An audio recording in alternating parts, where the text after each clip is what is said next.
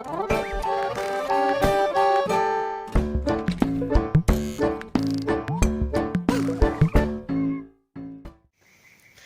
teman-teman, welcome back to my channel. Kali ini Okta akan share pengalaman Okta mengikuti SKB tahun 2018 kemarin. Sebelumnya, Okta ucapkan selamat kepada teman-teman yang telah lolos dalam tes SKD CPNS tahun 2019 yang dilaksanakan Januari-Februari tahun 2020 kemarin. Dan untuk teman-teman yang belum lolos, masih banyak kesempatan lainnya di tahun-tahun berikutnya. Pada akhir tahun 2019 kemarin, Okta sudah membahas terkait hal-hal apa saja yang harus dipersiapkan untuk menghadapi tes SKD. Teman-teman bisa melihatnya di alamat blog di bawah ini. Dan sekarang Okta akan mencoba untuk mengulas hal-hal apa saja yang harus dipersiapkan untuk mengikuti tes SKB CPNS. Apa itu SKB? SKB itu tes seleksi kompetensi bidang, lanjutan dari tes SKD yang wajib dilalui dalam proses seleksi CPNS. SKB sifatnya lebih fokus daripada tes SKD. Hal-hal yang ditanyakan di dalamnya adalah terkait aspek-aspek bidang kerja dalam jabatan yang dilamar. Sama seperti SKD kemarin, SKB juga akan menggunakan CAT atau Computer Assisted Test. Terdapat 100 butir soal dan peserta hanya dikasih waktu 90 menit saja. Jadi per soal kita memiliki waktu 54 detik saja. Just for information, Okta kemarin lolos tes CPNS tahun 2018 di instansi Dinas Pendidikan Formasi Guru Pendidikan Agama Islam.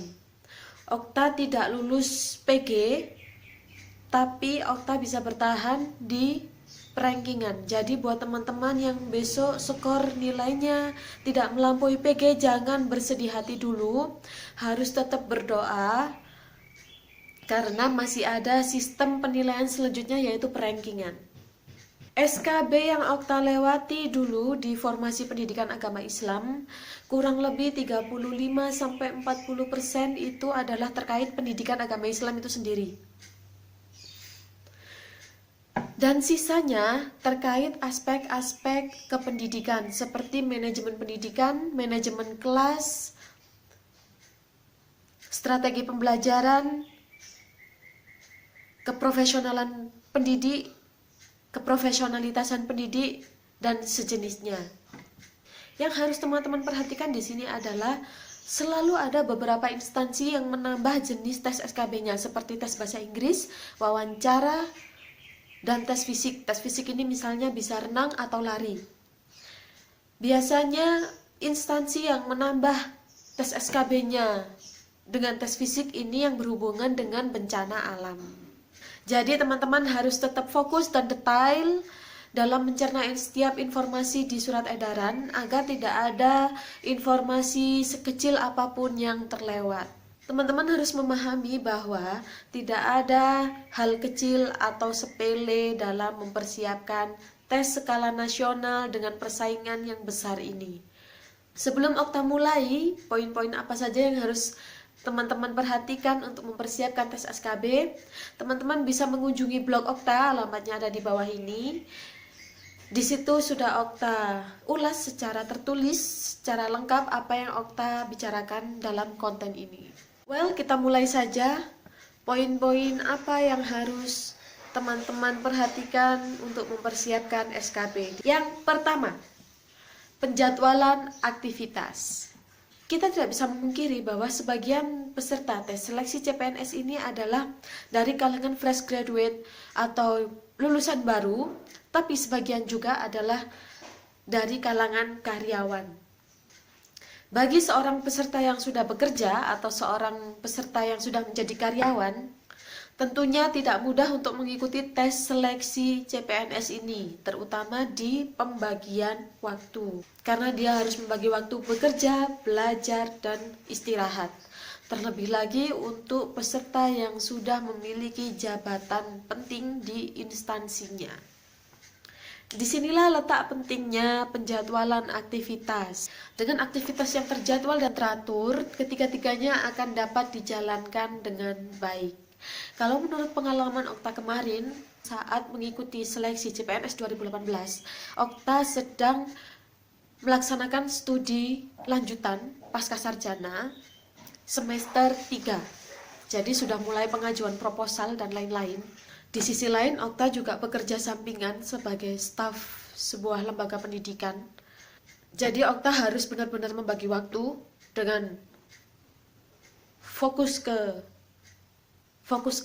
studi pasca sarjana, fokus ke pekerjaan staf di sebuah lembaga pendidikan, fokus belajar CPNS, dan fokus istirahat.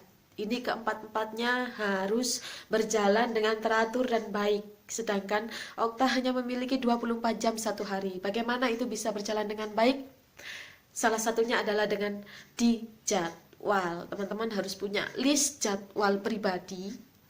Mungkin tidak akan terlaksana 100%, tapi minimal kita bisa mengupayakan secara maksimal proses aktivitas kita berjalan dengan teratur dan baik. Poin yang selanjutnya yaitu macam-macam tes tambahan dalam SKB. Seperti yang sudah Okta jelaskan di awal tadi, bahwa selalu ada beberapa instansi yang menambah jenis tes SKB-nya, seperti tes wawancara, tes bahasa Inggris, atau tes fisik. Teman-teman bisa browsing banyak sekali di internet bagaimana cara menghadapi atau bagaimana cara melewati tes interview dengan baik. Biasanya tes interview ini dinilai dari segi gestur, tata bahasa, intonasi, kerapihan. Terus untuk tes bahasa Inggris, ada beberapa instansi yang memang menyediakan tes bahasa Inggris versi mereka. Ada juga beberapa instansi yang hanya meminta dokumen sertifikat tes bahasa Inggris dari luar seperti IELTS ya. Jadi teman-teman harus tetap hati-hati dalam membaca surat edaran. Jangan sampai nanti mendekati hari H teman-teman kelolosan informasi bahwa ada tes SKB tambahan. Ini sangat fatal sekali jika tidak dipersiapkan jauh-jauh hari. Selanjutnya atau yang ketiga yaitu latihan soal.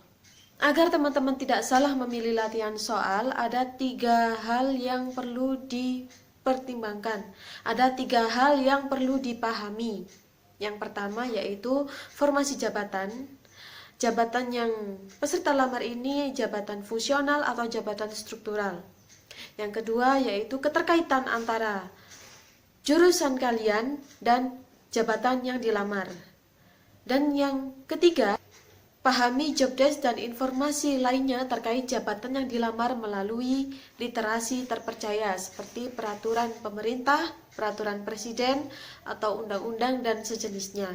Jika kita sudah memahami 3 aspek ini, jadi kita akan bisa membayangkan latihan soal yang bagaimana yang harus kita pelajari. Karena 3 pengetahuan ini akan mengantar peserta ke pemahaman terkait job desk atau kewajiban-kewajiban yang akan diemban nantinya, konsep kerja, dan aspek-aspek formal jabatan yang dilamar. Oh, dan jangan lupa hafalkan peraturan atau perundang-undangan terkait jabatan yang dilamar. Jadi Okta dulu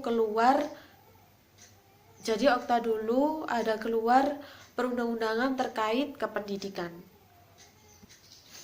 Yang keempat yaitu adalah protokol SKB. Protokol SKB ini biasanya terkait lokasi, jadwal, seragam yang harus dipakai juga sepatunya, dan berkas-berkas yang harus dibawa. Yang kelima yaitu terkait apa-apa yang dilarang dan tidak boleh dibawa. Ada baiknya teman-teman mencatat kembali apa yang telah dibaca dalam surat edaran dan menyederhanakannya dalam bentuk checklist. Teman-teman bisa membuat 2 checklist.